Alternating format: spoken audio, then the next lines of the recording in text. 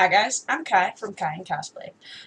This is the first of my new YouTube series of videos about cosplays, conventions, and hotels and staff and all that fun stuff.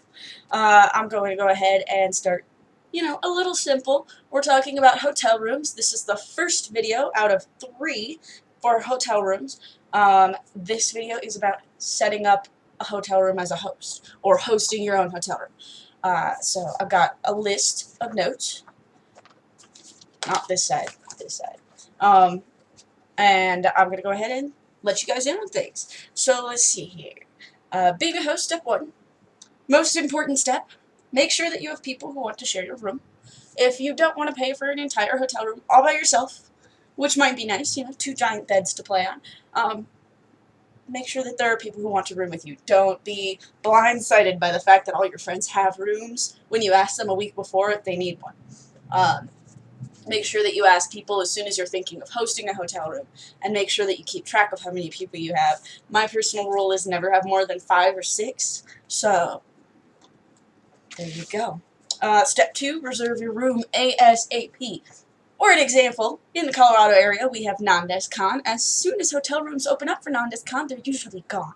So if you don't reserve a room within the first day or so, you're not going to have a room at the hotel. You might not get a room at the overflow hotels. It all depends on how popular the convention is feeling that year. You have to be really aware of the dates that the hotels are opening up and make sure you get one, or make sure that you have a hotel room somewhere else. Just make sure you have a hotel room before you take people's money for it.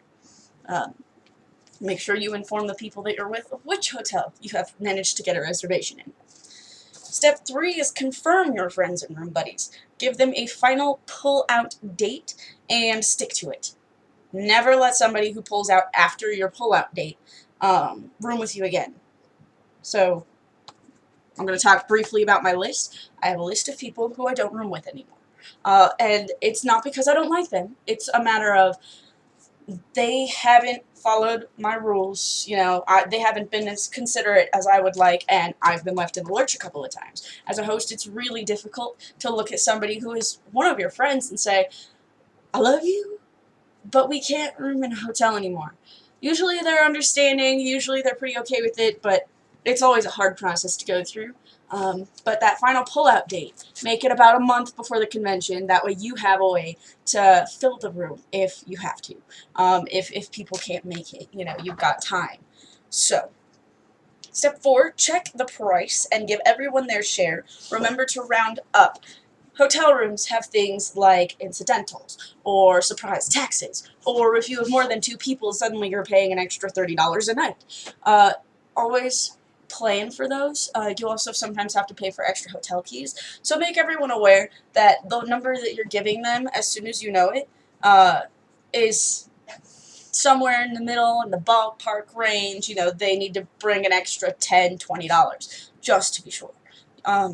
That's because you can never really tell with a hotel. I usually call ahead and ask about the incidentals and the taxes and all of that. Never tell them that you have more than 4 people in your room.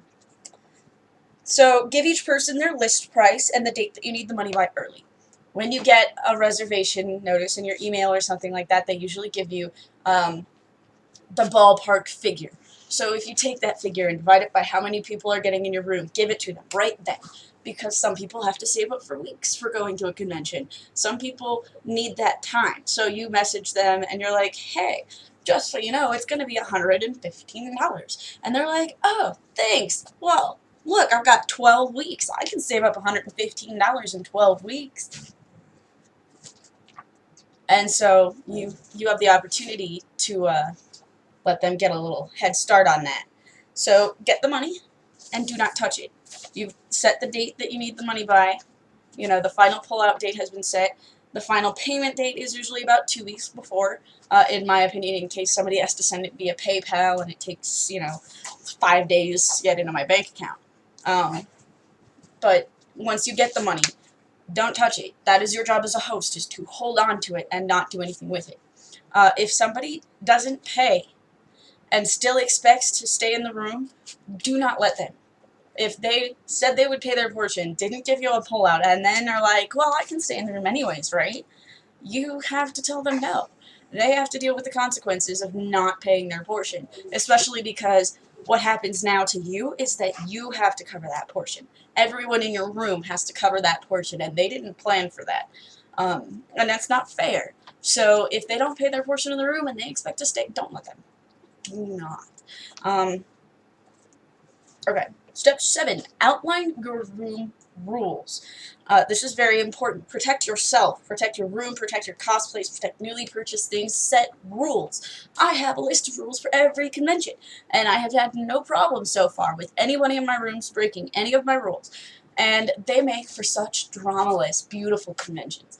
Everybody knows where their stuff is, and everybody knows what's going on, and the room is clean, and it doesn't smell bad. It's fantastic.